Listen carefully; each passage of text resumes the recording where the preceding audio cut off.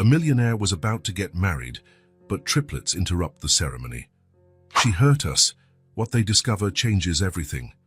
Caleb Mercer adjusted his tie for the 5th time in front of the mirror.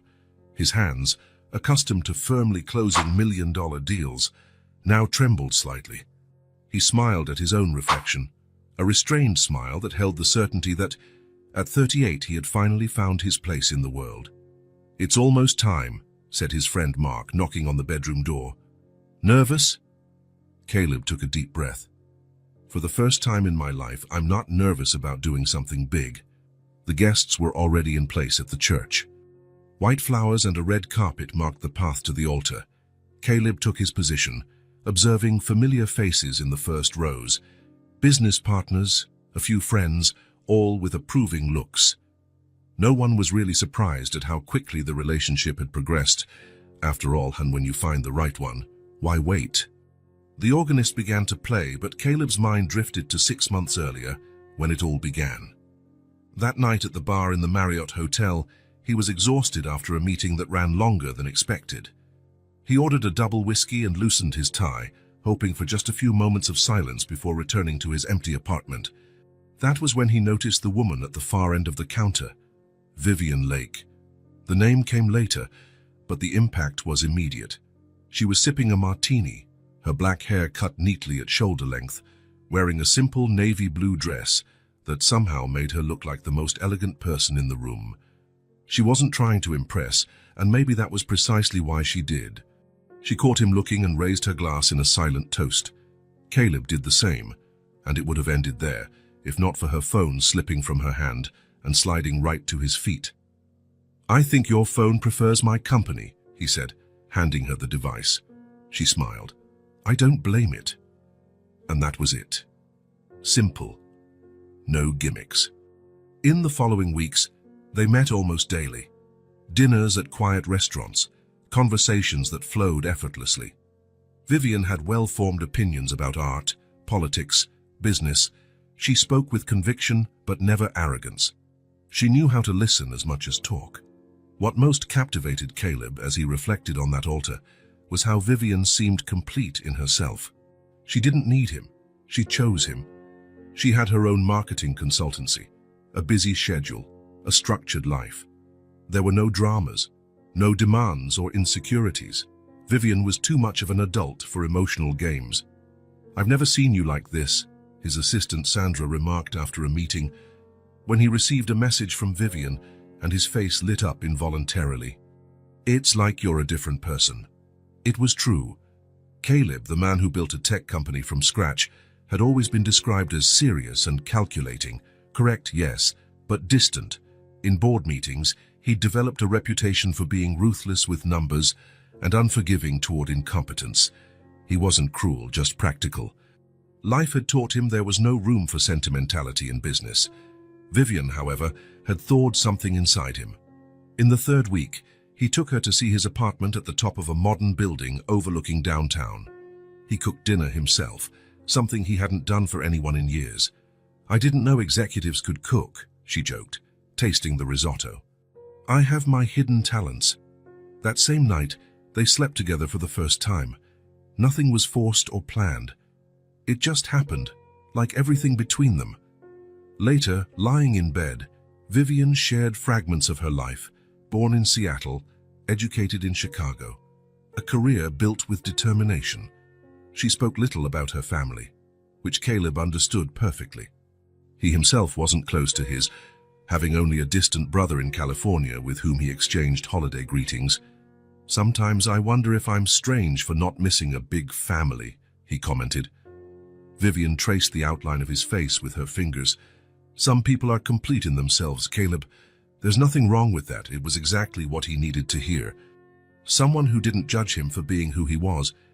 In the 2nd month, she accompanied him on a business trip to London. During the day, while he was in meetings, she explored the city. At night, they shared discoveries and impressions.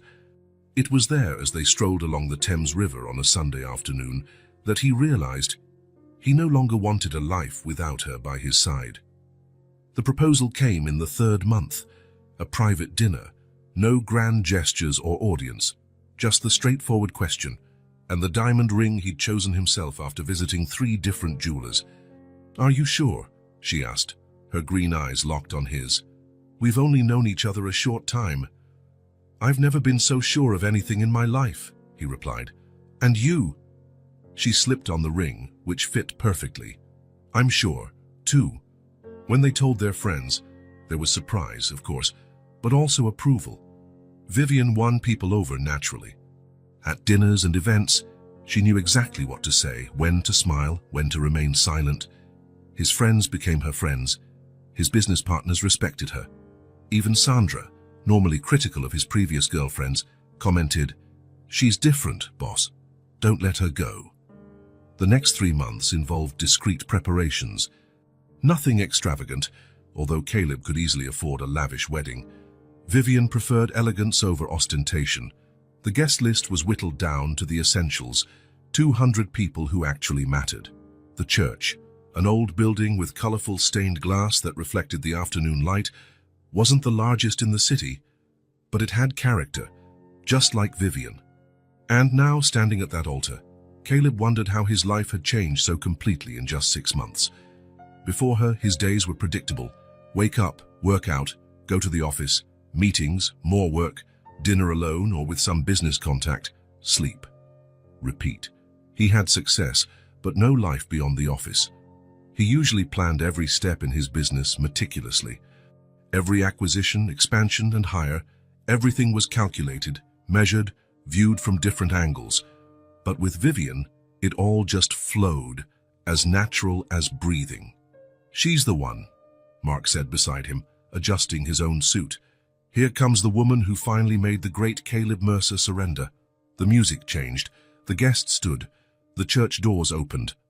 Vivian appeared, stunning in her simply cut white dress that revealed her shoulders and showcased her natural grace. No veil, no unnecessary traditions, just her, in all her understated beauty and self-assurance, holding a small bouquet of white lilies. Caleb's heart pounded. For a moment, he thought of his empty apartment, the lonely nights, the cold decisions he made. How had someone so closed off like him managed to attract someone so perfect? People spent their entire lives looking for someone like this, someone who seemed designed to fill their empty spaces, someone who understood their silences as well as their words. She walked toward him with steady steps, a discreet smile on her lips. There was no hesitation, no doubt. Vivian knew exactly what she wanted, just as he did. Perfect, he thought, absolutely perfect. When their eyes met, Caleb felt a certainty he had never experienced before. In that moment, everything in the world was right. All those years of hard work, all the tough decisions, all the sacrifices, they had been worth it to get here, to find her. What Caleb didn't know, as he watched his bride approach the altar, was that sometimes perfection comes at a hidden price, and he would find out that price very soon. The moment was beyond perfect. Golden rays of sunlight streamed through the church's stained glass, painting small rainbows on the marble floor. The gentle scent of lilies and roses hung in the air. The rich, solemn organ music filled every space of the central aisle as Vivian glided along. Caleb would never forget this image. Vivian, radiant in her silk dress, black hair framing her face like an elegant frame around a masterpiece, her green eyes fixed on his as if no one else existed. The pastor, a bald man with a kind smile, waited with his hands clasped in front of him. Mark, as best man, nervously adjusted his bow tie. Sandra, Caleb's assistant and now maid of honor at his insistence, smiled discreetly from the front row. "She's breathtaking," Mark whispered. Caleb only nodded. Words seemed inadequate. In the front row, Caleb's business partners and the few close friends watched in admiration. The absence of family didn't bother either of them. They were self-sufficient in their own perfect little universe. 2 steps before reaching the altar, Vivian paused briefly.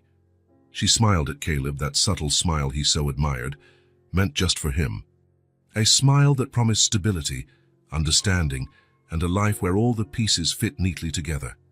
The pastor opened his book. "Dear friends, we are gathered here." That was when it happened. The large wooden doors of the church slammed so hard that a few women in the back rows let out startled cries. The sound echoed through the sanctuary like thunder. Everyone, including Caleb and Vivian, turned to look. Standing in the doorway were three small children, panting as if they had run a marathon. They were so alike there could be no doubt. They were triplets.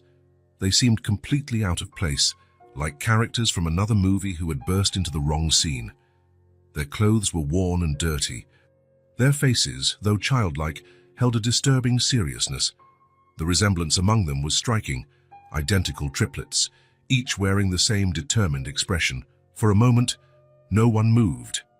No one spoke. One of the guests cleared her throat nervously. The pastor closed his book, confused. Caleb looked at the triplets, then at Vivian. He was about to gesture for one of the ushers to escort them out. Maybe they were children of a church staff member who wandered in by accident, when one of them stepped forward. "She hurt us," she said, her small voice echoing through the church in the absolute silence. "And after our father died, you left us on the street." Caleb felt a strange unease, like a distant alarm sounding in some deep part of his mind. He turned to Vivian, expecting to see confusion, maybe even concern. Instead, he saw something he had never noticed before, an instant of pure, unadulterated fear in his bride's eyes. It was only a flash, so quick he might have imagined it. Then her face shifted into a mask of polite irritation. "Caleb, can we call someone to get these kids out of here?" she whispered, trying to steer the ceremony back on script. "They clearly wandered into the wrong place." Caleb nodded, still confused. He motioned for Mark, who began to move discreetly toward the girls. A murmur ran through the church. The guests exchanged puzzled looks. An older woman in the third row covered her mouth with her hand. "Vivian?" he asked, looking at her. "Do you know these children?" "Of course not," she replied immediately. Her voice was firm, without the slightest hesitation. "I've never seen them before in my life." "Caleb, please, can we continue?" Another one of the triplets stepped forward. "You married our father," she said, each word pronounced clearly. "Thomas Whitlow." The silence in the church deepened to an almost tangible level. Caleb felt as though someone had thrown cold water in his face. He looked at Vivian, expecting a vehement denial, an explanation. Her face had become completely expressionless. There was no anger, no surprise, nothing. Like a porcelain doll. "That's ridiculous," she finally said, in a controlled voice. "I've never heard of any Thomas Whitlow." Turning to the pastor, she pleaded, "Could we please remove these children and continue?" Caleb felt something break inside him. He didn't know if he believed the kids. It all seemed too absurd. But there was something about the raw sincerity in their voices that made his stomach tighten. The entire congregation was now in total silence, all eyes alternating between Vivian and the three identical girls. "Vivian," Caleb tried again, his voice more urgent now. "Are you sure you don't know these children?" Vivian tucked a strand of hair behind her ear, a gesture Caleb knew well, something she did when organizing her thoughts. For the first time since he'd met her, the gesture seemed calculated. "Absolutely sure," she said firmly. "I've never seen these children before. This is obviously some sort of scam. Look at them, Caleb. Someone sent them here to get money out of us. You're a wealthy man. People will do anything for money." Her words sounded logical, rational. It was an explanation that made sense in Caleb's world, a world of contracts and hidden motives. For a moment, he almost believed it. "I'm Nora," said the first triplet, now looking directly at Caleb. "These are my sisters, June and Mira. We're triplets, daughters of Thomas Whitlow." A murmur of horror swept through the church. Caleb looked at Vivian, whose face now showed a mask of calculated offense. "It's unbelievable you're even listening to this," she said, looking around at the guests. "I've never heard of Thomas Whitlow. I've never been married before. These kids are lying." Vivian took a step back as if physically struck. For a fleeting second, Caleb saw something in her eyes, not just anger or indignation, but fear. "These children have clearly been coached by someone," she said, turning to Caleb. "Maybe someone who doesn't want us to be happy. A business rival of yours, perhaps. Or some jealous ex-girlfriend." Caleb looked at the three identical girls, then back at Vivian. There was something in the way they stared at her, a personal, intimate knowledge, a deep hurt that couldn't be faked. "Vivian," he said quietly, "are you telling me the truth?" "How can you even ask that?" she retorted, her voice jumping an octave. "After everything we've shared, you're going to believe 3 street kids instead of believing me." "She's lying," the triplets said in unison. A heavy silence fell over the church. The guests began shifting uncomfortably in their seats. Someone coughed. Another quietly stood up and left. "I think we need to postpone the ceremony," Caleb finally said, his voice low but firm. "How, you can't be serious?" Vivian hissed, grabbing his arm. "You're going to let 3 little liars ruin everything?" Caleb looked at her hand on his arm. The same long, elegant fingers he once found so graceful now felt like claws. He gently pulled away. "I think I need to understand what's going on," he said calmly. "And I think you need to leave." Vivian stood perfectly still for exactly 3 seconds. Then, as if a scene change in a movie, her expression shifted. The cold look ignited into fury. The graceful lines of her mouth twisted into a sneer. "You'll regret this," she said in a low, cutting voice. "I wasted 6 months of my life on you." With that, she spun on her heels and marched down the main aisle. The guests parted like the Red Sea. When she reached the doors, she turned one last time. "They're lying," she declared to the entire church. "And you're a fool, Caleb Mercer." The doors slammed behind her. The sound reverberated through the stunned silence. The triplets stood still in the aisle for a moment. Then, as if they had completed a mission, they turned in unison and walked toward the exit. They didn't look back, didn't ask for anything. They simply left through the same door Vivian had used moments before. Caleb stood frozen, watching the children vanish. The church began to empty, the murmurs growing louder as the guests made their way out. Mark approached, placing a hand on his shoulder. "I'm sorry, man," was all he said. The pastor, not knowing what to do, muttered something about rescheduling and disappeared into the sacristy. Sandra came over, her face a mix of concern and confusion. "Caleb?" she called softly. "Are you all right?" He didn't answer. He didn't know how to. The church emptied until only Caleb and Mark and Sandra remained. The heavy silence was a stark contrast to the anticipation of just half an hour ago. "Those triplets," Caleb finally spoke. "Where did they go?" But no one had an answer. The girls had appeared like ghosts from a hidden past and vanished just as quickly, quietly, taking with them secrets no one could have imagined until that moment. And so Caleb Mercer's big wedding day ended, not with music and champagne, but with the distant echo of slamming doors and the weight of a truth he had never asked to know. 3 days after the church debacle, Caleb parked in front of the Royal Oaks Hotel. He sat for a few minutes in his car, studying the building's classic architecture through the windshield. A light drizzle blurred the outlines slightly, as if the entire world had lost some clarity since that afternoon. Vivian had contacted him that morning. A short message, with no emojis or exclamation points. "I'm at the Royal Oaks. Room 512. Can we talk at 3? It wasn't a request. It was an appointment, typical of her. Caleb took a deep breath before turning off the engine. What would he say? What would he ask? Images of the 3 identical girls still burned in his memory. The accusation in their eyes, the conviction in their small voices, the way they looked straight at Vivian without hesitation. And Vivian, that flash of fear he'd caught in her eyes before she composed herself. That second of pure panic he had never seen in her before. Mark Etude, his best man and closest friend, had been clear. "Just end it, man. Something's really off here." Sandra, his assistant, usually so pragmatic, had said something similar. "I don't know what happened in that church, and Caleb, but those girls knew who she was. What they didn't understand was that it couldn't be that simple. 6 months. Dinners, trips, late-night conversations. How could someone fake all of that? How could she not have slipped up somewhere?" The receptionist only nodded when Caleb mentioned he was going to room 512.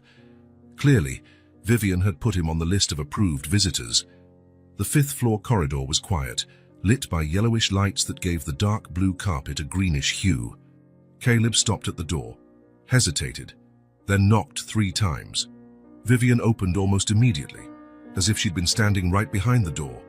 Her hair was impeccably styled, her red lipstick perfectly applied. She wore a charcoal grey business suit, an odd choice for someone staying at a hotel, Caleb thought. She looked ready for a meeting, not a talk with the man who almost became her husband. Punctual as always, she said with a polite smile. No kiss, no hug, just a gesture indicating he could enter. The room was an executive suite, impersonal and too neat, as if no one really lived there. An expensive suitcase lay closed near the closet, no personal items in sight. Even though she'd been there for 3 days, there was no trace of Vivian in the room. "Would you like something? I ordered tea," she offered, nodding at a porcelain set on the small round table by the window. "I'm fine," he replied, remaining standing. Vivian sat in the armchair near the table, crossing her legs elegantly. Caleb noticed she was wearing the same stiletto heels she had planned to wear at the wedding. "I thought you'd come sooner," she said after pouring herself some tea. Her voice was controlled, measured. "I needed to think," he simply responded. Vivian nodded, as if she understood perfectly. "That's understandable. It was a disturbing incident." Disturbing incident. The choice of words sounded strange to Caleb's ears. Too cold, too distant. "Do you know those girls, Vivian?" She set down her teacup delicately, without making a sound on the saucer. "No, Caleb. As I said at the church, I've never seen them before. I'm deeply offended you'd even consider believing 3 street kids over me." The firmness in her voice was absolute. No tremor, no hesitation. "Thomas Whitlow," he said, not as a question. Vivian kept her gaze steady. "Never heard that name until that day." "Then why would they know that name? Why claim you married their father?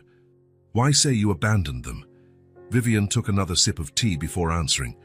The movement was deliberate, as if buying time to formulate the perfect response. "It's obviously a setup, Caleb. Someone coached them. Someone who knew about our wedding and wanted to harm me." "Who?" "I have competitors in my consultancy. You have rivals in business. Maybe a jealous ex-girlfriend. There are plenty of possibilities." Caleb walked to the window. Outside, the city carried on as usual, oblivious to the fact that his world had been turned upside down. "Street kids," he repeated her words. "Is that how you see them?" "What else would they be? Did you see their condition? They're probably homeless, trained by someone to ruin our day." Something about how she spoke of the girls. It wasn't just disdain, it was almost restrained anger, as if they had done something personal against her. "Strange that they knew so much about you," Caleb said, still looking out the window. "Your full name?" "The church where the wedding was." "That's easy information to find," Vivian replied quickly. "Our wedding announcement was in the local paper. Anyone could have accessed that." Caleb turned to face her. "And the man's name? Thomas Whitlow. That's a pretty specific name to invent." For the first time, he saw a barely perceptible twitch at the corner of her right eye. So quick he might have imagined it. "I don't know where they got that. Maybe it's the name of the man who coached them for this con." Caleb studied her carefully, the perfect posture, the absolute control. The teacup in her hand without the slightest tremble. She was the same Vivian he met at the bar 6 months ago, elegant, contained, confident. And yet, something was different. Or maybe it had always been there, and he had never noticed. A coldness in her eyes, a calculated precision in every move, as if each gesture, each word, was meticulously orchestrated. "I seem less shaken than I'd expect," he observed, keeping his tone neutral. "What would you have me do, Caleb? Break down in tears? Have a meltdown? I'm not that kind of woman, and you know it. It's one of the reasons you decided to marry me, isn't it?" She was right. Vivian's composure had always been one of the qualities he found most attractive. In a world of exaggerated emotions and unnecessary drama, she was a safe harbor of rationality. But there was a difference between being composed and being disconnected. 3 children accused us in the middle of our wedding. Vivian, they said you left them on the street. That doesn't bother you even a little. "Of course it bothers me," she replied, placing the cup on the table. "I'm furious they ruined our wedding. I'm hurt you doubted me. I'm offended by these absurd accusations."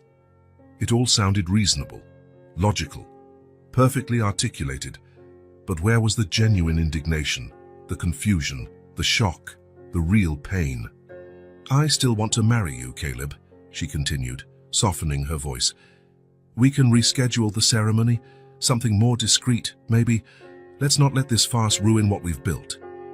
Caleb sat on the edge of the bed, suddenly tired. "I need time, Vivian." She nodded, understanding. "Of course, that's perfectly reasonable." Once again, everything so reasonable, so controlled. "I'll stay at the hotel a few more days," she informed him. "Then I'll go back to my apartment. You know how to find me when you're ready to talk." There was no plea in her voice, no vulnerability, as if she was simply rearranging a schedule of meetings. Caleb stood, feeling a strange urgency to leave the impersonal hotel suite. "I'll be in touch." At the door he hesitated, turning to look at her one last time. Vivian remained seated, her posture impeccable, her face a serene mask of control. "Do you truly not know those children, Vivian? Look me in the eyes and tell me the truth." She looked at him directly, without blinking. "I've never seen them in my life, Caleb. I'm the victim of a cruel setup.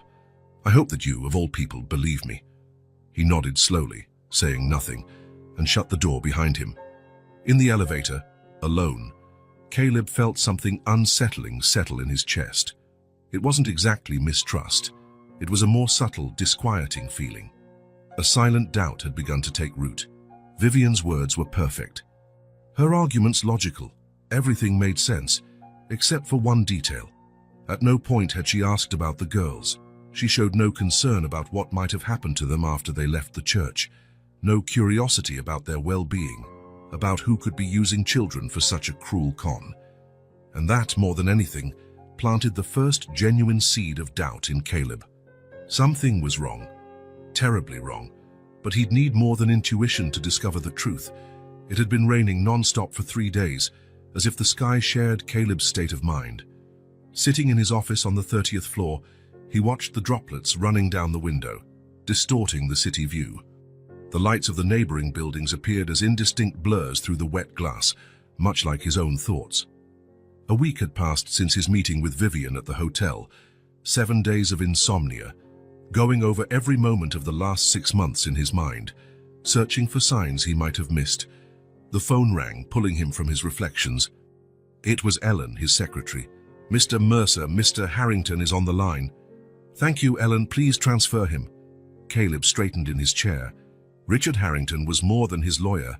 He was a long-time friend, someone Caleb trusted implicitly. And now, perhaps the only person who could help him find the truth. "Richard," Caleb said when the call connected. "Any news?" "I've got some preliminary information," answered the deep voice on the other end. "I'd prefer not to discuss it over the phone. Can I drop by your office in an hour?" "I'll be waiting." After hanging up, Caleb got up and walked to the window.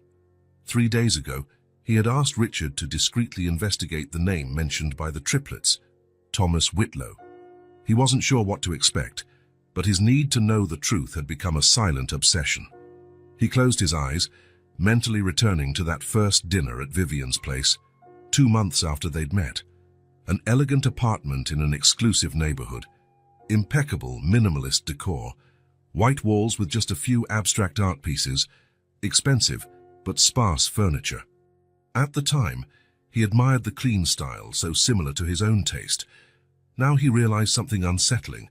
There wasn't a single personal photograph in the place, no album, no object that seemed to have a history or sentimental value. It was as if Vivian's life had started the very moment he met her. "Where are your keepsakes?" he had once asked, half joking, during dinner. "I'm not sentimental," she'd replied with a light smile. "I prefer to live in the present." At the time, Caleb found it refreshing. A woman with no emotional baggage, no past dramas. Straightforward like him.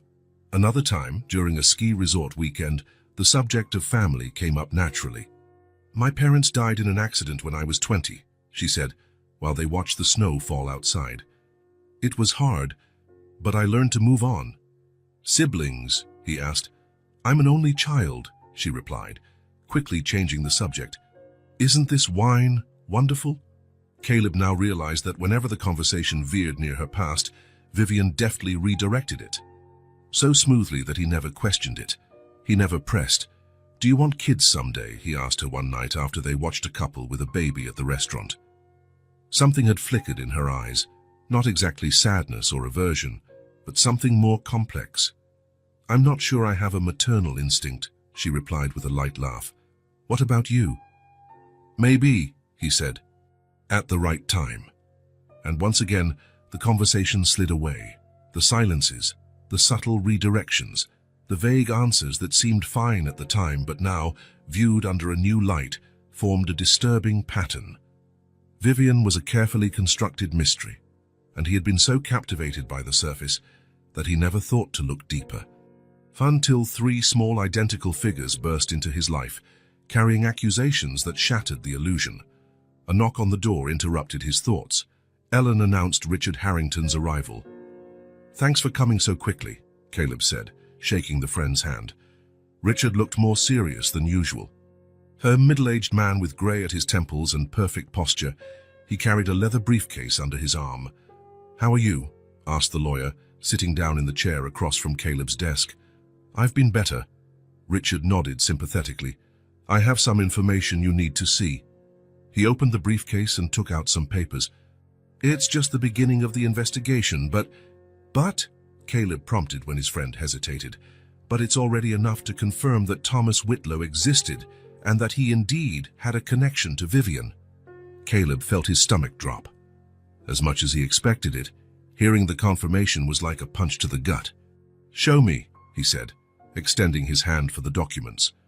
"Thomas Whitlow, 39, a college professor of English literature," Richard began, handing over a sheet with a photo attached.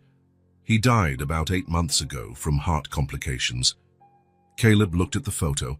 A thin man with a red beard and gentle eyes smiled at the camera. Something about that smile made his chest tighten, an honest warmth.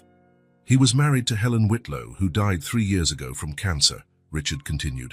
"They had identical triplet daughters, Nora, June, and Mira Whitlow, now 8 years old." Caleb closed his eyes for a moment, absorbing the impact of each name. They weren't inventions. They were real people.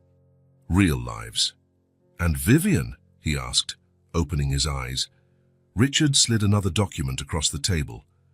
"Vivian Lake married Thomas Whitlow 2.5 years ago, 6 months after Helen's death.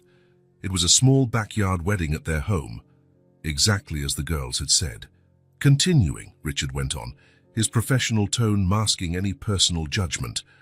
"After Thomas died, the house they lived in was put up for sale. The real estate agent confirmed that Vivian handled the entire transaction." "And the girls?" The lawyer hesitated. "That's where things get murky. There's no official record of where they went after their father's death. They weren't formally adopted, nor did they enter foster care. But there's a police report filed by a neighbor claiming to have seen 3 small children sleeping on a park bench near the family's former house. By the time authorities arrived, the children were gone." A heavy silence filled the office. Outside, the rain continued tapping against the window, providing a melancholic soundtrack to the revelations. "There's more," Richard said, pulling out additional documents. "Vivian moved to this city a week after selling the house. She reinvented herself completely. Even her professional resume was altered. The marketing consultancy she supposedly had for years, it was registered only 6 months ago." Caleb took the documents, examining each detail: certificates, records, dates. The story of Vivian Lake, the woman he had almost married, was crumbling in front of his eyes like a house of cards. "Her parents didn't die in an accident," Richard continued. "They're actually still alive, living in Phoenix. They haven't spoken to their daughter in years. When I tried to contact them, they refused to comment about Vivian, only mentioning she had always been a problem." "She told me she was an only child," Caleb murmured. "She has a younger brother, Gabriel Lake, also estranged from her." Each revelation felt like another knife twist. The woman he thought he knew, who he believed was strong and independent, was a complete stranger. "There's one more thing," Richard said, his voice now clearly uncomfortable. "Before Thomas Whitlow, there was another man, a businessman named Martin Reynolds. They married quickly after he was widowed. Martin died 6 months later from natural causes. Vivian inherited a considerable sum. Are you suggesting I'm not suggesting anything, Richard cut in, just presenting the facts. Both deaths were investigated and deemed natural. Caleb rose, unable to remain seated. He walked to the window, looking out at a city now draped in darkness. Lights blinked everywhere, small signs of life, people carrying on with their routines, unaware that his world had just imploded. "And the girls?" he finally asked, without turning around. "Did you manage to locate them?" "Not yet, but I'll keep searching. Now that we know they're real, we can involve the authorities, seek official help." "No," said Caleb firmly, turning to face his friend. "Not yet. I need to find them first. I need to hear from them what really happened." Richard nodded, understanding. "I'll continue the investigation, then..." Discreetly. After the lawyer left, Caleb stayed in his office, rereading every document, every confirmation that his life with Vivian had been built on lies. The woman he thought he knew, the one he admired for her strength and independence, had abandoned 3 small children after their father died. How could someone do that? How could she just walk away from 3 vulnerable lives and start over as if they never existed? The most disturbing answer was also the most obvious. The Vivian he knew, confident, controlled, rational, had never really existed. She was just a carefully constructed facade hiding something much darker. He picked up his phone, looking at the last message she'd sent 2 days ago. "Caleb, I hope you've had time to think. I'm going back to my apartment tomorrow. Can we have dinner and talk?" He hadn't replied. And now, with all the documents on his desk telling a story so different from the one she presented, he knew there would be no more talks, no more explanations, no more second chances. Whatever they had ended the moment, 3 small figures threw open the church doors. He just hadn't realized it yet. The rain finally let up, but Caleb barely noticed. In his mind, a firm resolution was taking shape.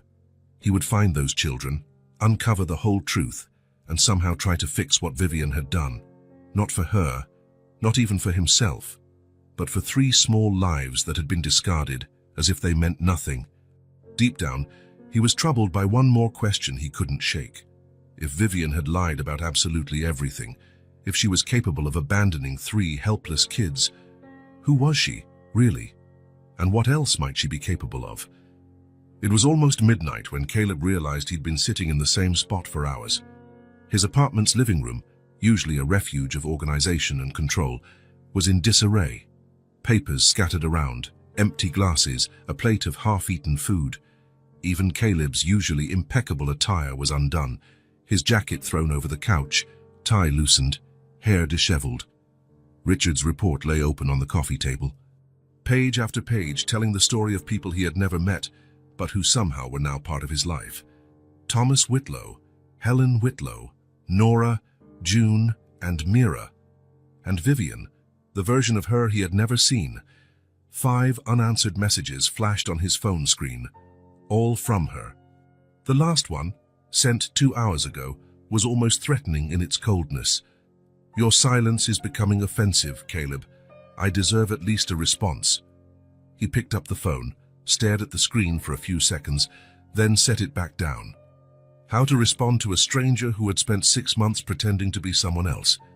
A woman who built an entire life from scratch, erasing her past and everyone in it. Caleb stood, feeling stiff from sitting so long. He poured himself another finger of whiskey, the 4th that night, and sat back down. He wasn't normally one to drink like this, but tonight it seemed necessary. Yet the alcohol, instead of clouding his mind, only made his thoughts sharper, more cutting. He closed his eyes and let himself revisit, with painful clarity, every moment of the past few months. His birthday dinner, when she showed up with the perfect gift, a vintage watch he had casually mentioned admiring weeks earlier. "You pay attention," he said, surprised. "Always," she'd replied with that subtle smile. Now he understood. It wasn't just attention, it was study. Vivian studied him, learned his preferences, adapted to be exactly what he wanted, the perfect partner, shaped by his own expectations, or the time during a trip when her phone rang late at night.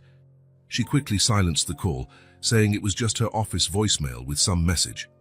When he asked why the office would call so late, she explained naturally about a client in a different time zone. He accepted it without questioning. Who really called that night? Someone from her former life, someone who knew her secret. And the countless times he tried to talk about the future, kids maybe someday, and she'd steer the subject so subtly he barely noticed. "Let's just enjoy our time together," she'd say, kissing him in such a way that he completely forgot his original question. She manipulated every moment, every conversation, guiding him exactly where she wanted him to go, like a master chess player anticipating moves, controlling the entire board. Caleb got up again and walked to the window. The city lights sparkled below, indifferent to his pain. Thousands of lights, thousands of lives, each following its own path. Somewhere among those lights, could those 3 young girls be? The thought made his stomach turn. That was what tormented him the most. Not the betrayal he felt, but what had happened to those children. Richard's report mentioned a police record about kids seen sleeping on a park bench. Kids, alone, in the dark. He went back to the photos included in the report. Thomas Whitlow in various settings, always with the triplets close by. In one, the girls wore matching colorful dresses, smiling at the camera as they held toys. What had happened to those toys, to those clothes, to all the tangible reminders of a father who loved them? Another photo disturbed him even more. Vivian's wedding to Thomas, in the backyard of their home, just as the girls said.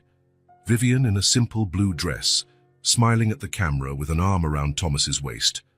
The 3 girls, smaller and younger, holding tiny bouquets of wildflowers.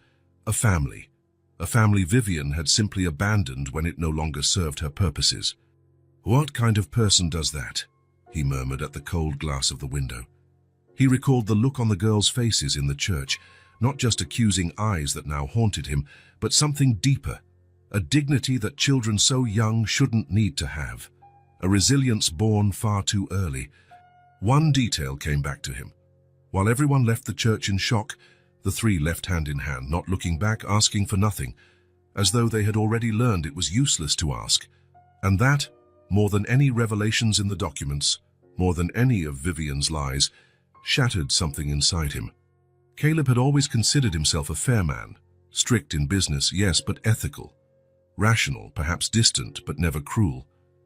Now he wondered, what kind of man would he be if he turned his back on those children, knowing what he knew? The man Vivian expected him to be, someone who only cared about his own pain, who would move on, leaving the problem behind. Was that what she expected? That he be just like her? Or would he be the man his father, gone so many years now, tried to raise? A man who took responsibility, even when it wasn't technically his. "You always have a choice, son," his father used to say. "And those choices show who you really are." Caleb stared at his reflection in the dark window. The man looking back at him seemed older, more tired, but also strangely clearer, as if a fog had lifted. He returned to the table and picked up his phone. Instead of replying to Vivian's messages, he opened a new conversation with Richard. "We need to find the girls, use all the resources necessary. I want a full team out tomorrow morning." The reply came almost immediately. "Understood. I'll mobilize some trusted people. I'll call you at 7 a.m. with the plan. Have someone keep an eye on Vivian's apartment too," Caleb added in another message. "I want to know if she tries to contact the girls." "Done," Richard responded. After a pause, "You're doing the right thing, Caleb."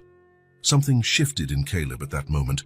The pain of betrayal, the anger, the shock at the revelations, all of it still lingered, but now coexisted with a new feeling, a clarity of purpose he hadn't felt in a long time. He couldn't change the fact that he'd been deceived. He couldn't undo the months he'd spent with Vivian, loving an illusion. He couldn't rewrite the past. But there were 3 small, vulnerable lives out there somewhere in the city. 3 children who, for a reason he didn't fully understand, had risked everything to expose Vivian and stop the wedding. They didn't know him. They had no reason to care about him. But something drove them to act that day, to walk into the church and confront the woman who had abandoned them. The least he could do was find them, listen to them, help them. He would be the man Vivian never saw, the man he himself wasn't sure he could be. Caleb put his phone away and began gathering the scattered papers. He would need rest for the day ahead. The search would be only the beginning. As he tidied up the documents, his eyes landed once again on the photo of the triplets smiling beside their father, so small, so alike, so vulnerable, and yet so brave that they'd confronted the woman who abandoned them in a crowded church. The only certainty he had, as he finally prepared for bed, was that he couldn't ignore what he'd discovered. He couldn't go on pretending he didn't know.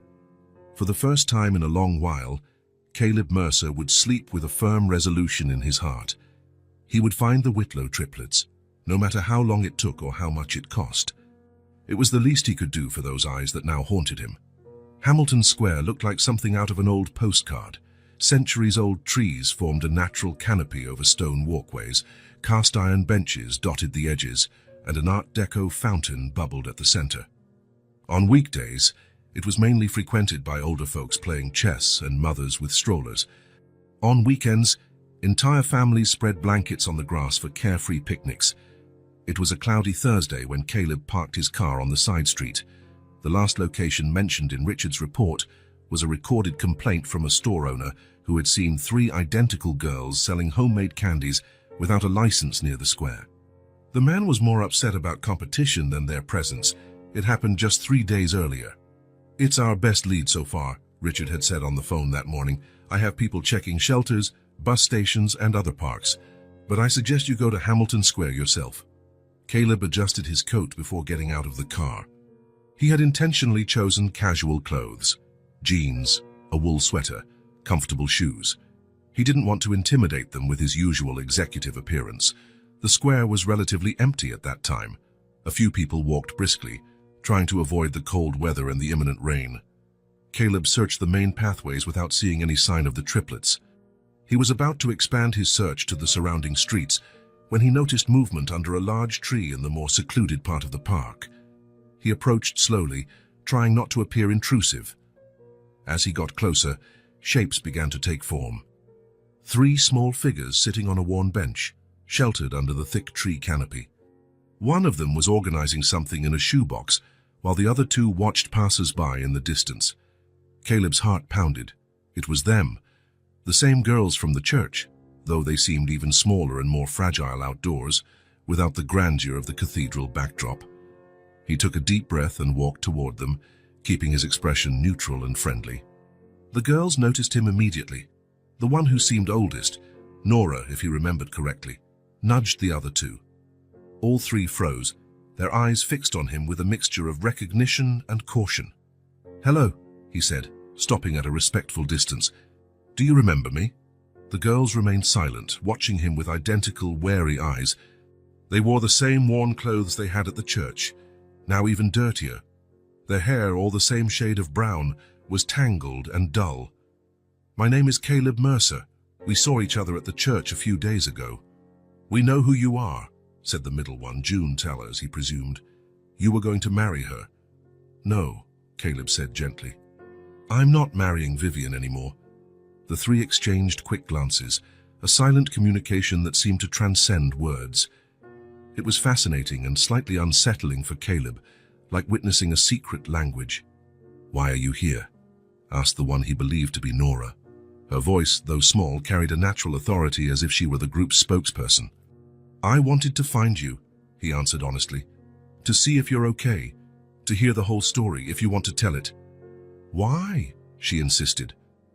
Caleb chose his words carefully. He realized these children had been betrayed by adults who were supposed to protect them. They deserved as much truth as he could offer. "Because you changed my life that day at the church. I've been thinking about you ever since. And because I believe you deserve someone to listen." The girls exchanged glances again, silently conferring. The smallest one, Mira, whispered something to Nora, who gave a brief nod. "You can sit," Nora said, indicating the empty spot on the concrete bench. Caleb sat, keeping a respectful distance. In the shoebox between them, he noticed small chocolate truffles wrapped in crumpled foil. "Are you selling candy?" he asked, trying to start a casual conversation. Yes, June replied. Our mom taught us how to make them, before she got sick. Helen, Caleb said softly. Your mom's name was Helen, right? All three looked at him with surprise. How do you know? Nora asked, her eyes suddenly alert. I found out some things. About your father, too. Thomas Whitlow. A clear sadness passed over their identical faces, like shadows moving across three small ponds. He was a teacher, Mira said softly, speaking for the first time. Her voice was the gentlest of the three, almost a whisper. English literature. Yes, Caleb confirmed. I learned that. I also learned, he hesitated, unsure how to proceed, that Vivian married him after your mother passed away. She showed up at the funeral, Nora said, her gaze fixed on some distant point, as if reliving the memory. She stayed close to Dad the whole time. Said she was Mom's friend from college. That was a lie, June added bitterly. For someone so young. She never met our mom. But Dad believed her, Nora continued. She visited us, brought us gifts. She was nice. She paused. At first, Caleb saw the three of them inch closer to each other, seeking comfort instinctively as the painful memories surfaced. Then they got married, June said. In our backyard, we held flowers. And then, Caleb prompted gently. Then she changed, Nora said. She got angry if we made noise, threw away our drawings, said Dad gave us too much attention and not enough to her. When she got really mad, Mira added in a quiet voice, she sent us to the basement. Said she needed silence. Caleb felt a wave of anger surge through him, but he kept his expression calm. These girls had seen enough anger. Dad didn't know, June explained. She acted differently when he was around. Then he got sick, Nora said, her voice trembling slightly. A heart problem. He had to go to the hospital. He came home once, June continued. He was weak but happy to be back. We made drawings for him. But then he went back to the hospital, Mira said, and never came back. A heavy silence enveloped the group. Caleb waited, giving them space to process the painful memories. What happened after your father passed? He finally asked. The three girls looked at each other again, deciding who would speak. Nora's voice remained steady despite her grief. At first, she pretended to be sad. People came by to visit, brought food. She acted like she was going to take care of us. But as soon as everyone stopped visiting, June continued, she started packing things. Said she was selling the house. Our stuff was the first to go in boxes, Nora said. Pictures of Dad, pictures of Mom, our toys, our books. We tried hiding some of our things, Mira added, but she found them and got furious. One day, Nora recalled, her eyes now bright with barely contained tears, we came home from school and the lock had been changed. Our backpacks and a few clothes were in plastic bags on the porch. She opened the window and said we weren't her problem anymore, June said, that the house was sold and we had to leave. We stayed on the porch until it got dark, Mira said. We thought she might change her mind. But she didn't, Nora finished. The next day there was already a sold sign in the yard. Caleb closed his eyes for a moment, trying to control the anger welling up inside him. How could anyone do this to children? To anyone, really? But especially to vulnerable children who had just lost their father. Where did you go? He asked once he could speak calmly again. At first we stayed nearby, Nora replied. We thought maybe a neighbor would help. But no one believed us, June said bitterly. Vivian told them we were going to live with relatives, that we were just making trouble because we didn't want to go. Mrs. Miller, an older lady who lived on the same street, called the police when she saw us sleeping in the park, Nora continued. But when they arrived, we ran away. Why? Caleb asked, genuinely curious. Vivian said if we went to foster care, they'd separate us, Nora explained. She said we'd never see each other again. And you can't be separated, Caleb concluded, understanding. All three nodded at once. So you stayed together, surviving on the streets? We moved far from our old home, Nora said. We learned that places like this are good. There's a public bathroom, a fountain with clean water. People sometimes leave food. We make candy and sell it, June added. A lady at the bakery on the corner lets us use the oven in the back after they close, if we sweep the floors for them. We're fine, Nora concluded, raising her chin with a pride that broke Caleb's heart. We take care of each other. Caleb looked at the three girls in front of him, so small physically, yet so immense in courage and determination. Now he understood why they came to the church that day. It wasn't revenge, it was protection. They were protecting him from Vivian just as they protected one another. "How did you find out about the wedding?" he asked. "How did you find us?" "We saw it in the newspaper," June answered. "The bakery lady sometimes gives us old papers to use when it's cold." "We recognized her in the photo," Mira said. "She was smiling like she was nice."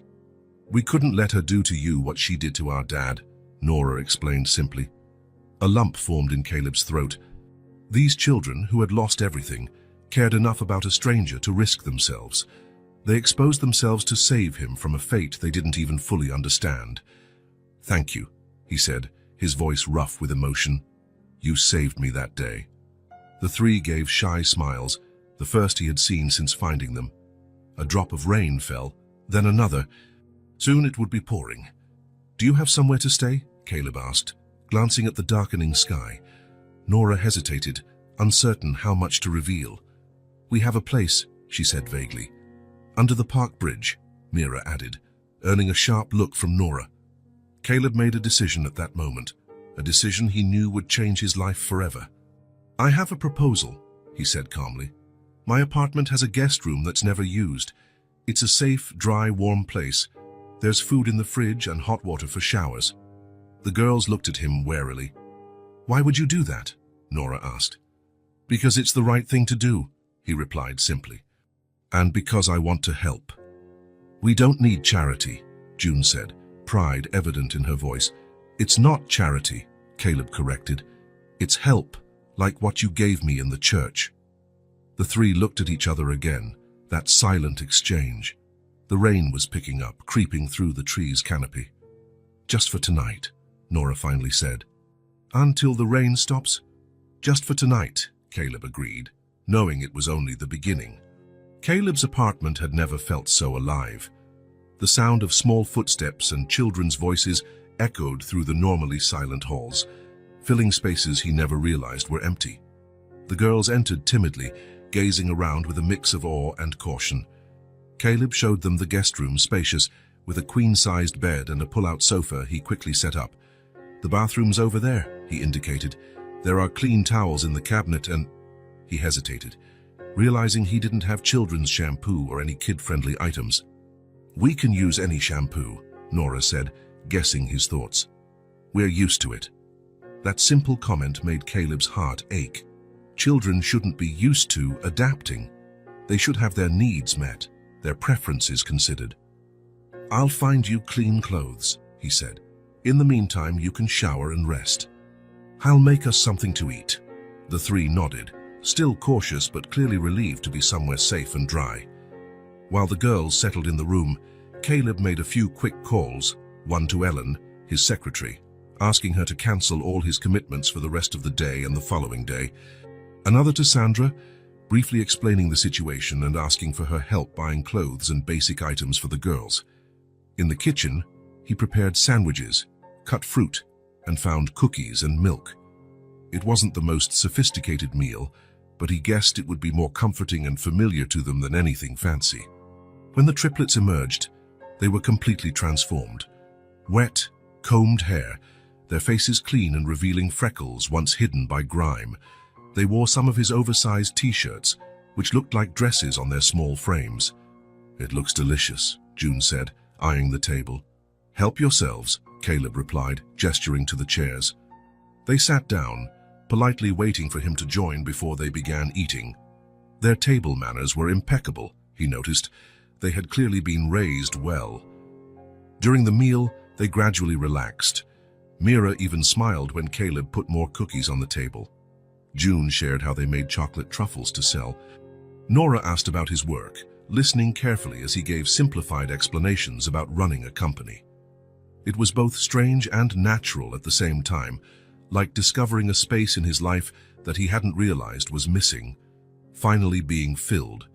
After dinner, while the girls watched a cartoon on the living room TV, probably their first normal entertainment in months, Sandra arrived with shopping bags, children's basics, toothbrushes, kids' shampoo, and even a few books and small toys.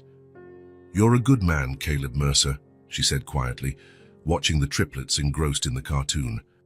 "I always knew that." Caleb just smiled, grateful for her efficiency and discretion. Once Sandra left, he organized the items and called the girls over to show them. "These are for us," Mira asked, looking wide-eyed at a pink unicorn print pajama. "All for you," he confirmed, "to use while you're here." Again, that silent exchange between them. A communication that he had grown to admire deeply. "Thank you," Nora said, speaking for them all. There was a certain dignity in her gratitude, a poise beyond her years. When bedtime finally came, Caleb showed them how the sofa bed worked, creating more space for everyone. To his surprise, they preferred to sleep together on the main bed. "We always sleep together," June explained. "It's warmer." "And less scary," Mira added. Caleb nodded, understanding. He helped them settle, made sure they had water, and left a dim hallway light on. "I'm just down the hall," he said. "If you need anything during the night, just call." "Caleb?" Nora asked as he stood in the doorway. "This is just for tonight, right?" "Until the rain stops." He looked at the three of them, now in clean pajamas, hair brushed, their faces peaceful for the first time since he'd met them. He saw in their eyes a cautious hope, the fear of trusting mixed with the desperate need to do exactly that. "For now, it's just until the rain stops," he answered carefully. "But tomorrow we can talk about what comes next." They nodded, seemingly satisfied with the honest answer. No empty promises, no false assurances, just truth and the possibility of something better. "Good night, Nora, June, Mira," he said gently. "Good night, Caleb," they replied in unison. Later, when he passed quietly by the half-open door to check on them, all three were sound asleep, curled up together in the large bed. Their faces, so identical yet so distinct, were relaxed in slumber, their worries temporarily erased. In that moment, seeing them safe for the first time in months, Caleb knew with absolute certainty he would do anything to protect these children. The path ahead would be complicated, full of legal and emotional challenges, but he was determined. The Whitlow triplets had found not just a roof but a defender, and maybe one day a home. A week had passed since the Whitlow triplets started living with Caleb. A week of adjustments, discoveries, and small victories. The girls still slept together in the same bed, but now they could spend a few hours apart without panicking. Nora had shown interest in the business books in Caleb's library. June revealed a natural talent for cooking, enthusiastically helping with meals. And Mira, the quietest of the three, began humming as she drew, perhaps a sign she felt safe enough to express herself. It was a temporary arrangement, Caleb knew.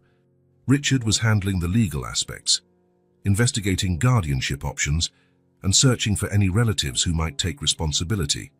But for now, they had a home, and he, surprisingly, had a family. On that Sunday morning, the apartment was quiet. The girls were still asleep, exhausted after a trip to the zoo the previous day. Caleb was making coffee in the kitchen, savoring the calm moment to gather his thoughts. There were important decisions to be made. The doorbell rang, interrupting his thoughts. He checked the clock, 8:17 a.m. Too early for visitors, especially on a Sunday. When he opened the door, it felt like time rewound. Vivian stood in the hallway, immaculate in a light blue dress that highlighted her eyes. Her hair fell in perfect waves over her shoulders, red lipstick defining her lips, exactly as she had looked the first time he saw her at that hotel bar nearly 7 months ago.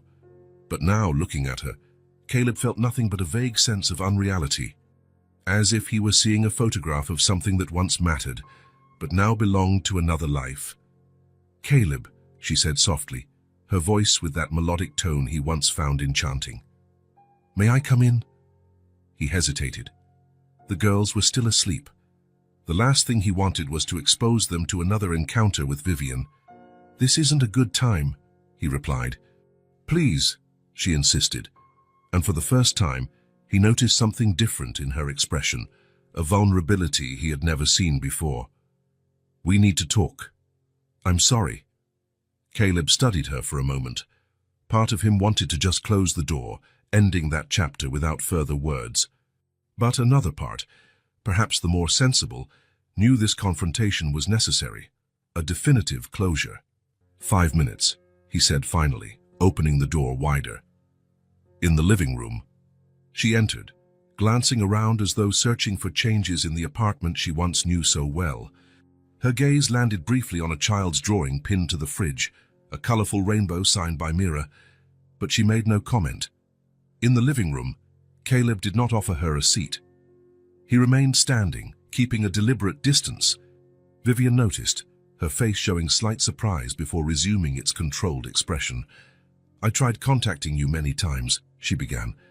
"You didn't answer my messages or calls." "There was nothing to say," he responded simply. "Caleb, I know you're hurt about what happened at the church.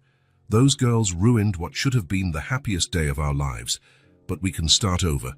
I know we can get past this." She took a step toward him, hand extended as if to touch him. Caleb stepped back slightly. "This isn't about getting past it, Vivian. I'm sorry I didn't tell you about my previous marriage," she continued, ignoring his response. "It was a lapse in judgment. I should have been honest from the start. But I was afraid of losing you, afraid that if you knew about Thomas, you'd judge me." There was a cunning in her partial admission that might once have worked on him, admitting to a lesser mistake to hide a bigger one, forging a shortcut to forgiveness through a half-truth. "Thomas Whitlow," Caleb said calmly, "a university professor, father of triplets, a widower. Died of heart complications 8 months ago." Vivian paled slightly but recovered quickly. "Yes, he was my husband. A brief and unhappy marriage I preferred to forget. That's why I never mentioned it." "Helen Whitlow," Caleb went on, as if she hadn't spoken. "Thomas's first wife, mother of Nora, June, and Mira. Died of cancer 3 years ago. Caleb, why are we talking about this? It's in the past. I'm here to talk about us, about our future. Martin Reynolds," he continued mercilessly, "your first husband, a businessman, also a widower when you met. He died 6 months later of natural causes, leaving you a substantial inheritance." This time, Vivian couldn't hide her shock. Her mask of control visibly cracked. "How did you—" "I know everything, Vivian," Caleb said, his voice firmer now. "I hired an investigator. I read reports, saw documents, certificates. I spoke to people who knew you, who knew Thomas." "You investigated me?" she asked, her voice indignant. "What right do you have?" "The same right 3 small children had to interrupt our wedding so I wouldn't make the worst mistake of my life." A tense silence fell between them. Outside, the sounds of a Sunday morning in the city created a surreal contrast with the confrontation in the apartment. "So that's it?" she asked finally. "Are you going to believe 3 troubled girls and old stories dug up by some second-rate detective?" "Those troubled girls are asleep in my guest room," Caleb replied calmly. "They've been here for a week.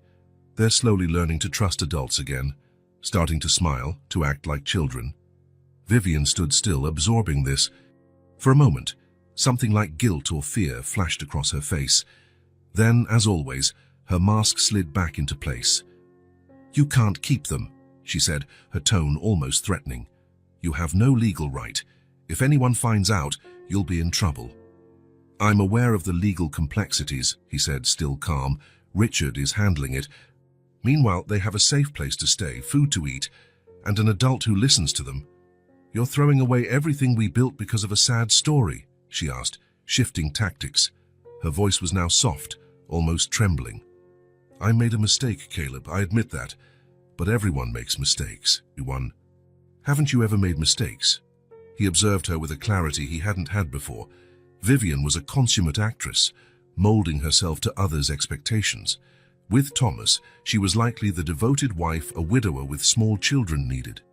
With Martin, the understanding partner for a lonely man. And with him, Caleb, she'd been the strong, independent woman who fit neatly into his organized life. "Abandoning 3 small children on the street after their father dies isn't a mistake, Vivian," he said, each word weighted with truth. "It's a choice, one that shows who you really are." "I didn't abandon anyone," she insisted, but the tremor in her voice betrayed the lie. "They had somewhere to go. There was a plan." "What plan?" Caleb asked. "Putting their clothes in plastic bags on the porch, locking them out, selling the house and never looking back." moving to another city and pretending they never existed. You don't understand, she began, her tone pleading now. I understand perfectly, he cut in. You see people as stepping stones, Vivian. You use them while they're useful, then discard them when they become inconvenient. Thomas and his daughters, probably Martin before them. And I would have been next. That's not fair, she burst out, finally losing her composure. I loved you. You loved what I represented, Caleb corrected. Security, stability, status, the same things you sought with your other husbands. But love? Love is sticking around when it's hard. It's taking responsibility. It's putting others first once in a while. You never learned to do that. A soft sound from the hallway drew both their attention. Mira stood at the entrance, her wide eyes fixed on Vivian. Behind her, Nora and June appeared, pale but resolute.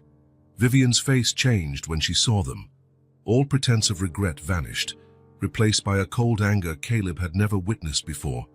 So this is it, she said, her voice now metallic. You'd rather keep 3 burdens who aren't even yours than build a life with me. They're not burdens, he answered, subtly stepping between Vivian and the girls.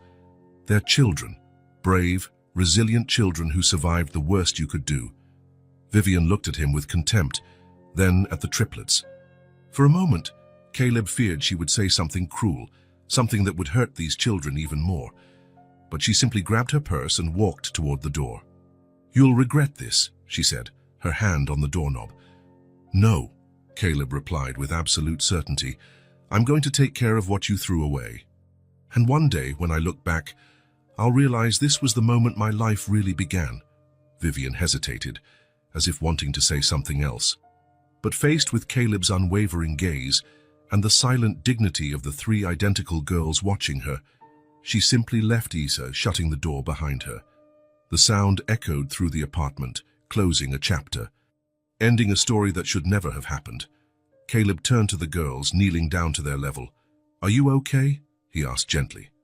All 3 nodded, that silent communication passing among them. She's not coming back, Mira asked in a small voice. No, Caleb assured her. That door is closed forever.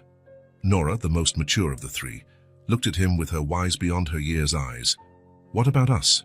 Do we have to leave too? Caleb looked at those 3 identical faces, each carrying its own story, its own pain, its own hope. And he knew with a certainty he had never felt before exactly where he belonged. No, he answered firmly. You stay for as long as you want, for as long as you need. And as the triplets wrapped their small arms around him, offering a warmth he never imagined he deserved, Caleb understood that some doors must close so that others, far more important, can open. The presence of the triplets brought a new dynamic to Caleb's life. His apartment, once sterile and overly organized, now glowed with warmth it had never known. Their drawings brightened the refrigerator, tiny shoes lined up by the door, laughter echoed in hallways that had only known silence. After Vivian's visit and their final confrontation, Caleb felt a chapter had closed, but another, far more important, was just beginning. The girls had been with him for nearly 2 weeks, slowly adapting to a life of relative normalcy, sleeping in comfortable beds, eating regular meals, wearing clean clothes. Little by little, they were becoming children again, not mini-adults forced to survive on the streets. Still, Caleb knew the situation was delicate. Legally, he had no rights over them. Their presence in his apartment could be questioned by social services at any moment, and though he had the means to provide material comfort, he wondered if he could give them everything 3 traumatized children needed. With these concerns on his mind, he met Richard at his office on a rainy Tuesday afternoon. We need a more permanent plan, Caleb said, looking out the window at the rain. They deserve stability, a proper family structure. Richard nodded. I agree. What do you have in mind? I want you to broaden the investigation, Caleb answered. Look for close relatives on Thomas's side and Helen's. Anyone who might take legal custody. What if we don't find anyone? Richard asked pragmatically. Caleb turned to face him, determination in his eyes. Then I'll do it myself. I'll do whatever it takes. Adoption, legal guardianship, Whatever's possible. Richard gave a faint smile. I never thought I'd see Caleb Mercer, the ruthless businessman, taking on the role of a father. Neither did I, Caleb admitted, but life surprises us sometimes. I'll put my best team on it, Richard promised, jotting notes. Meanwhile, I suggest you start documenting everything. The girls' condition when you found them, their progress, any relevant details, just in case we need to build a custody case for you. Already started. Sandra's helping me with that. They discussed a few more practical matters before parting. At the door, Richard placed a hand on Caleb's shoulder. Regardless of how this turns out, what you're doing for these children is admirable. I'm just trying to fix something that was broken, Caleb replied. They deserve a second chance. The following days settled into a surprisingly comfortable routine. Caleb rearranged his schedule to be home with the girls as much as possible. Sandra, who turned out to have a natural rapport with children, came by daily to help whenever he had unavoidable meetings. The triplets responded well to structure. Nora, the most mature, took on small household tasks, as if she needed to feel useful. June's interest in cooking grew, and she began preparing simple meals under Sandra's supervision. Mira, the most sensitive of the three, started talking more, though she was still the quietest. One afternoon, while Caleb was working at the makeshift desk in the living room, Mira quietly approached him with one of the children's books Sandra had brought. "Can you read to me?" she asked, her small voice firm but gentle. Caleb felt a tug in his chest. It was the first time any of them asked him directly for something. "Of course," he said, pushing his documents aside and making room on the couch. She sat next to him, not too close, but close enough to see the illustrations. As he began reading, he noticed the other two triplets peeking in from the doorway. Gradually, as if testing unfamiliar waters, they came closer. June sitting cross-legged on the floor, Nora on the armchair, pretending to be interested in another book. Mid-story, Caleb's phone rang. It was Richard. "Can I call you back in a few minutes?" Caleb asked, looking at Mira. "I'm in the middle of something important." "Actually, I think you'll want to take this," Richard insisted, his tone urgent. "We've found someone."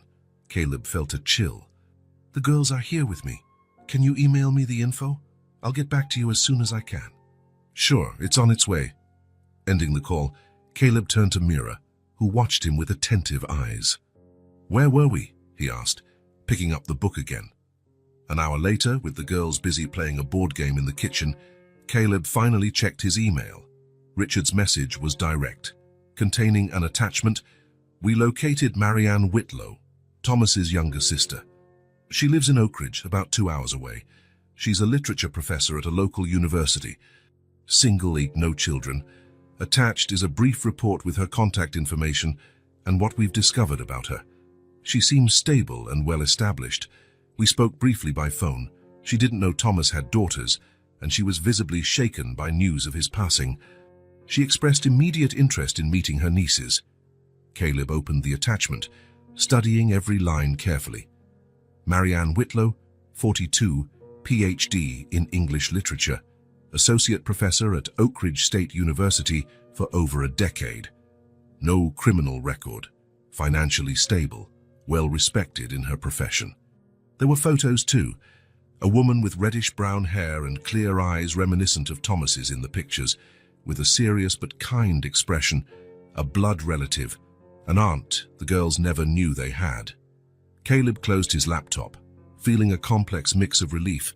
They had family after all, and apprehension about what that meant for the future. And, surprisingly, a pang of sadness at the thought of seeing them leave. That night, after the girls were in bed, Caleb dialed Marianne Whitlow's number. "Hello," answered a woman's voice, gentle yet firm. "Marianne Whitlow, my name is Caleb Mercer. Richard Harrington, my lawyer, spoke with you recently about your brother Thomas." A brief pause. "Yes, Mr. Mercer. I've been expecting your call.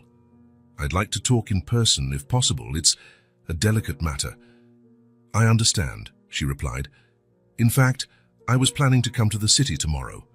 Could we meet?" They agreed on a time and place, a quiet cafe near Caleb's apartment, early in the afternoon. After ending the call, he stayed up late, wondering how he'd explain it all to Marianne, and harder still, how he'd tell the girls they had an aunt they never knew existed. The cafe they chose was discreet and cozy, with well-spaced tables for private conversations. Caleb arrived 15 minutes early, picking a table in a quiet corner. He ordered only black coffee, which he left untouched as he waited. He recognized Marianne Whitlow the moment she walked in. She had the same dignified air as in the photos, but in person, there was a softer quality to her features that pictures didn't capture. She wore simple yet elegant clothes, dark pants, a peach silk blouse, a light coat. Her grayish-blue eyes scanned the room until they found Caleb. He stood to greet her. "Mrs. Whitlow, thank you for coming." "Marianne, please," she replied, extending her hand. Her handshake was firm, confident. A waitress approached, and Marianne ordered tea. Once they were alone again, she got right to the point. "The lawyer told me my brother passed away 8 months ago, and that he left daughters, triplets, now in your care." Caleb nodded. "It's complicated. I think you need the full story to understand." Over the next hour, Caleb explained everything: how he'd met Vivian, the near wedding, the dramatic interruption by the triplets, the subsequent investigation, finding the girls in the park, and ultimately taking them in. He deliberately omitted some of the darkest details about Vivian, focusing on the girls and their current situation. Marianne listened quietly, occasionally jotting notes in a small notebook. Her eyes filled with tears when Caleb described the condition in which he'd found her nieces, but she kept herself composed. "Thomas had daughters," she said at last, her voice low and emotional, "and I didn't even know." "The girls mentioned their father spoke little of his family," Caleb offered carefully. Marianne sighed, a sad smile on her lips. "That doesn't surprise me. We had a serious falling out almost 10 years ago, over issues that seem trivial now." She took a sip of her tea, probably cold by now, before continuing. "Our mother passed away, leaving the family home. Thomas wanted to sell it. I insisted on keeping it. The argument escalated, harsh words were exchanged. Pride kept us from reconciling, and the years just went by." She shook her head. "Such a waste of precious time." "You never knew about his first marriage to Helen?" Caleb asked. "We exchanged Christmas cards for a few years. Formal notes. He mentioned he'd married twice, but we lost complete contact after that. I moved to Oak Ridge, got immersed in academic life." She looked at Caleb, her gaze steady. "So he married this woman, Vivian, and when he died, she just abandoned the girls." The indignation in her voice was palpable. "Yes," Caleb confirmed. "She literally left them on the street." Marianne closed her eyes for a moment, as if absorbing the cruelty of such an act. When she opened them again, there was determination in her gaze. "I want to meet them," she said, "if they'll let me." "They don't know about you yet," Caleb explained. "I thought it best to talk to you first, to understand your intentions." "My intentions?" She seemed to consider the question. "Honestly, Mr. Mercer..." "Caleb, please." "Caleb, honestly, I'm still processing all of this, finding out my brother passed away, that I have 3 nieces I never knew, that they've suffered so much." She paused, voice trembling slightly. "But I know I want to be in their lives, if they'll have me. They're my family, all that's left of my brother." "I understand this might be a difficult decision," Caleb said. "Taking on 3 children at once, I'm aware of the commitment," she replied with a calm that impressed him. "I have a large house in Oak Ridge, a stable job with flexible hours and substantial savings. Financially, I can offer stability. Emotionally..." She hesitated. "Well, I imagine we'll all have a lot to learn from each other." Caleb studied her carefully. There was a sincerity in her that was impossible to fake, a quiet strength that reminded him of Nora, the oldest triplet. "Would you like to meet them tomorrow?" he finally asked. "At my apartment, where they feel safe. No pressure, just a first introduction." Marianne nodded, clearly moved. "I'd love to. And thank you for everything you've done for them, Caleb. Taking responsibility for 3 children you didn't even know. Not many people would show that kind of compassion. They saved me as much as I saved them," he answered simply. As they said their goodbyes at the cafe door, Caleb felt a renewed sense of hope. Marianne Whitlow seemed genuine in her desire to know her nieces. in her willingness to reconnect with the family she had almost lost forever. There was a real chance here, not just for the girls to have a home, but to belong, to share blood ties and a family history. On the way back to his apartment, Caleb thought about how he would share the news with the triplets, how to explain they had an aunt they never knew, that someone in the world was connected to them by more than just circumstance. He was ready for the possibility that the girls might eventually go live with Marianne. He didn't expect the depth of emotion that thought stirred in him, joy that they had found family, and a surprising sadness at the idea of letting them go. One day at a time, he murmured to himself as he parked. First, they need to meet her. He headed up to the apartment where Sandra and the triplets waited for dinner. Looking at those three identical faces, the uniqueness in each revealed more every day, Caleb felt a deep certainty. No matter what happened next, these children had changed his life forever. And maybe, just maybe, he had changed theirs too. The morning of the meeting dawned sunny, as though the sky itself conspired to make the moment special. Caleb had explained to the girls the night before, choosing simple, direct words without raising their hopes too high. "I found out you have an aunt," he said, while they watched him with identical, wide eyes. "Your dad's sister. She didn't know you existed, just like you didn't know about her. She really wants to meet you." Their reactions were as complex as he'd anticipated. Nora, the pragmatic one, asked questions: where she lived, why they'd never heard of her, whether she resembled their father. June kept quiet, but her expression showed an internal storm of emotions. Mira gripped Caleb's hand as if afraid this new person would mean losing him. "She's coming tomorrow," Caleb explained. "Just to meet you.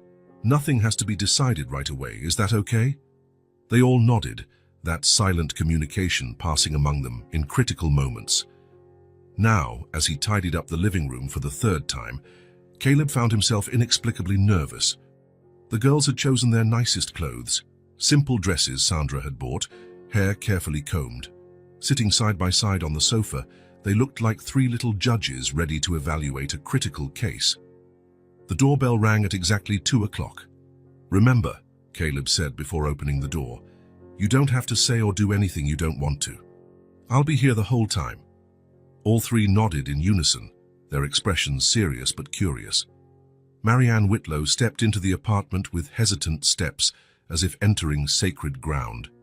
She wore a simple greenish-blue dress and carried a small paper bag.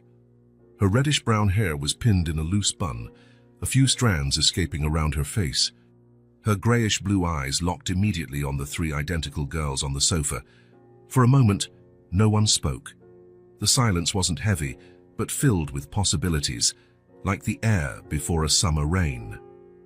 "Hello," Marianne finally said, her voice gentle but clear. "My name is Marianne. It's a great pleasure to meet you." The triplets continued to observe her intently, none making the first move to speak. Caleb motioned for Marianne to sit in the armchair across from the sofa. "I brought something I thought you might like to see," she said, pulling an envelope from the bag. "Some old photos." Interest flashed in the girls' eyes, though they remained still. Marianne opened the envelope and placed some pictures on the coffee table, where the children could reach them. "This one is your dad when he was about your age," she explained, pointing to a faded photo of a red-haired boy missing a front tooth. "And this is me, a little younger, in the same yard." Nora was the first to move, leaning slightly forward to examine the pictures. June and Mira followed, 3 pairs of eyes soaking up every detail. "He looks happy," Mira said quietly. "He was," Marianne confirmed with a nostalgic smile. "Thomas loved that yard. We built a treehouse together, right over here." She pointed to a corner in the photo. "Our dad helped with the harder parts, but Thomas insisted on hammering a few boards by himself. He hit his thumb twice." A tiny smile curved June's lips. "Did he like stories?" Nora suddenly asked. "Our dad used to tell us stories before bed every night." Marianne's eyes shimmered with contained tears. "Yes, he loved them, even when he was little. I think that's why he became a literature professor. He could talk about his favorite books for hours." Nora exchanged a glance with her sisters, then, with the poise of someone far older, asked the question they all wanted answered. Are you our dad's sister? Marianne swallowed hard and nodded. A tear slipped down her cheek. Yes, I'm Thomas's sister, your aunt. She brushed away the tear discreetly. I'm so sorry I wasn't in your lives sooner. I didn't know my brother had such wonderful daughters. Why? June asked, her curiosity overriding her reserve. Why didn't you know about us? Marianne glanced briefly at Caleb, as if seeking guidance on how much to reveal. He gave her a subtle nod, encouraging honesty. Your dad and I had a falling out years ago, she explained carefully. A silly argument about our parents' house after our mum passed. We were both stubborn. We stopped talking, and as time went on, it became harder to reach out. Dad never really talked about his family, Nora said, only about Mum sometimes. I imagine it was painful for him, Marianne replied. Thomas was always sensitive, though he tried to hide it. I'm so sorry we wasted so much time on foolish pride. She paused, tears in her eyes again. If I had known, if I had any idea what would happen. Mira, the most intuitive of the three, slipped off the couch and moved closer to Marianne. Very gently, she reached out and touched Marianne's fingers. You look sad, she observed. Marianne smiled through her tears. I'm sad for lost time, but I'm also very happy to finally meet you. Mira's gesture seemed to break an invisible barrier. June scooted closer to examine more photos, picking up one showing teenage Thomas and Marianne with their arms around each other, wearing identical smiles. How you two have the same smile, she commented. People used to say that, Marianne agreed. When we were kids, he hated when they pointed out our similarities. He'd say he was older, so I was the one who looked like him, not the other way around. A small smile tugged at Nora's lips. He still made jokes like that as an adult. That doesn't surprise me at all, Marianne replied. Thomas always had that peculiar sense of humor. For nearly an hour, conversation flowed with growing ease. Marianne shared childhood stories of Thomas, summer mischief, family traditions, little details that the girls devoured like dry soil soaking up rain. In turn, the triplets slowly shared their own memories, how their dad made animal-shaped pancakes on Sundays, read to them every night, took them on long walks where they made up stories about the clouds. At one point, Caleb quietly got up and went to the kitchen, giving them space to let this new bond form. He made coffee for himself, tea for Marianne, and carefully arranged cookies on a plate with unnecessary precision. When he returned to the living room, he saw a scene that tightened his chest. Mira now sat beside Marianne, showing her the drawings she'd made over the past few days. June had perched on the arm of the armchair, commenting on her sister's color choices. Even Nora, ever cautious, had moved closer, her body angled toward her newly discovered aunt. Caleb set the tray on the table quietly, not wanting to interrupt. I'd love for you to see my house in Oak Ridge sometime, Marianne was saying. There's a big garden, not as pretty as the one your dad and I grew up with, but there's room to plant flowers, to build things, to run around. Are there trees? Mira asked. Plenty, Marianne nodded, including an oak tree just right for a treehouse, if you like that idea. The three girls exchanged glances, that silent language of theirs that Caleb found so fascinating. I'm not trying to rush anything, Marianne continued, noticing their caution. I know we only just met. I know you've been through a lot, and I'm so thankful to Caleb for taking such good care of you. She looked at him with genuine gratitude before turning back to the triplets. But I want you to know I'm here now, to learn who you are, to hear stories about your dad, to be family, if you'll let me. Nora, the unofficial spokesperson, asked the hardest question. Do you want us to go live with you? Marianne paused before answering. I'd love that, eventually, but only when you're ready. If you're ready. Nothing has to be decided today. What if we're never ready? Nora pressed. Then I'll still be part of your lives however I can, Marianne said without hesitation. Visits, phone calls, letters. The most important thing to me is to be here, to know you, to be part of your lives in some way. The sincerity in her voice was unmistakable. Nora looked at her sisters, and again the silent conversation passed among them. Then, in what seemed like a shared decision, Nora reached out and touched Marianne's arm. "You have his eyes," she said simply. It was as though the last barrier had fallen. Marianne smiled through tears that now flowed freely. "Could I hug you?" she asked tentatively. "It's okay if you don't want me to." Mira moved first, sidling closer and gently wrapping her arms around Marianne's waist. June followed, resting her head on their aunt's shoulder. Nora, though always reserved, joined last, but her embrace was no less heartfelt. Caleb watched the scene with a lump in his throat. It was like witnessing the birth of something precious and fragile, a new beginning, a reforged family bond.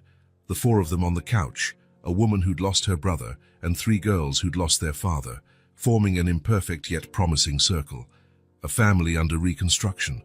Over their heads, Marianne's eyes met Caleb's. They conveyed what words could not: gratitude, hope, and a silent promise to care for these children he had saved, and who, in a way, had saved him, too. A new chapter was beginning for all of them. The morning of their departure was bright and clear, contrasting sharply with the subdued silence in Caleb's apartment. 3 small suitcases were lined up by the door, not too full, since the girls had arrived with almost nothing and were leaving with only a bit more, some clothes, books, and the gifts they'd received over the last few weeks. It had been 3 weeks since that first meeting with Marianne, 3 whirlwind weeks of frequent visits, lunches and outings, a time for mutual recognition and reconstruction of family ties none knew existed. The decision to move in with Marianne had come naturally, without pressure. Oakridge wasn't far. There would be a large bedroom for the girls, a good nearby school, and most importantly, the permanence of a real home with someone who shared their blood. Logically, it was perfect, but the heart rarely follows logic. June was in the kitchen, making a last special breakfast for everyone, pancakes shaped like animals, as their father used to do. Nora was systematically arranging the books Caleb had given them, choosing which to take and which to leave behind for future visits. Mira sat quietly on the couch, hugging the small teddy bear Sandra had given her on their second day. Caleb moved through the apartment, double-checking nothing was left behind, talking more than usual to fill the heavy silence. "Remember to call me as soon as you arrive," he kept saying, fiddling pointlessly with a suitcase handle. "And next weekend I'll come visit like we planned. Maybe we can go to that park Marianne mentioned, the one with the lake." Nora nodded without looking up from her books. "We'll call you every day." The intercom buzzed, announcing Marianne's arrival. Instantly, the atmosphere changed. A quiet current seemed to pass through everyone. The reality of leaving, until then, an abstract future event, became concrete. "She's on her way up," Caleb said after answering. His voice sounded oddly hoarse in his own ears. The triplets looked at each other, another silent exchange. Then, as if responding to an invisible signal, they all approached him. "We made something for you," Nora said, handing him a clumsily wrapped package. Caleb took it and carefully opened it. Inside was a framed drawing, 3 identical girls holding hands with a tall figure. In the background, a shining sun and a house. "So you won't forget us," June explained. "As if that were possible," he replied, his voice thick with emotion. A knock on the door signaled Marianne's arrival. When Caleb opened it, she entered with a warm smile, though her eyes betrayed that she, too, understood the complexity of the moment. "Ready, girls?" she asked gently. All 3 nodded, though none of them moved right away. Marianne turned to Caleb, gratitude evident. "I'll never be able to thank you enough for what you did for them, for bringing them back into my life." "There's nothing to thank me for," he replied. "They saved me, not the other way around." Marianne smiled, Howman understanding. Then she naturally began picking up the small suitcases. "The car is downstairs. We can stop for a snack along the way if you'd like." And so the moment had come. The triplets stood still for a moment, as if absorbing every detail of the apartment that had been their safe haven these past weeks. Then Mira, the most emotional of the 3, ran to Caleb and hugged him tightly. "I don't want to go," she whispered, tears slipping down her cheeks. June and Nora joined the hug, forming a small circle around him. Caleb knelt and holding them just as firmly, finally allowing himself to feel the pain of letting go. "I'll miss you so much," he said, no longer hiding the emotion in his voice. "But this isn't goodbye. It's just see you soon." "Will you visit us?" June asked, her face tear-streaked. He looked each of them in the eye. "Definitely. I'll always be around. Whenever you need me, I'll be there. That's a promise." They nodded, believing him completely. Trust in adults slowly rebuilt after so many losses. "It's time to go, sweethearts," Marianne said gently. "Caleb is welcome to visit anytime, and you can call him every day if you like." With one last round of tight hugs, the girls finally followed Marianne out of the apartment. In the hallway, Nora turned back one last time. "Thank you for everything," she said with that dignified tone she always had, despite her tears. "You changed our lives, and you changed mine," he answered, smiling through his own tears. From the living room window, Caleb watched them climb into Marianne's car. The triplets waved as the vehicle pulled away, their identical silhouettes growing smaller until they disappeared around the corner. The silence that fell over the apartment was almost tangible. The echoes of children's laughter, their whispered nighttime conversations, their light footsteps in the hallway, all replaced by a quiet that vibrated with recent memories. Caleb walked slowly through the place, touching objects that reminded him of them. A forgotten hair ribbon, a children's book on the shelf, the drawing on the fridge they hadn't taken. He sat on the couch, looking at the framed picture they had given him. For the first time in a long while, he was truly alone. Yet strangely, he didn't feel empty, because some people enter our lives briefly, but change our hearts forever. He stood and pulled the curtains wide, letting sunlight flood the living room. Outside, a new day was unfolding, bright, full of possibility, and somewhere along the road to Oak Ridge, a new family was beginning its journey. Deep in Caleb's chest, despite the ache of absence, there was a profound serenity, the peace that comes from doing what's right rather than what's easy, from having the courage to open your heart, even when you know you'll eventually have to let go. Because in the end, the heart remembers not only those who stay, but all those who, in some way, help us become who we are.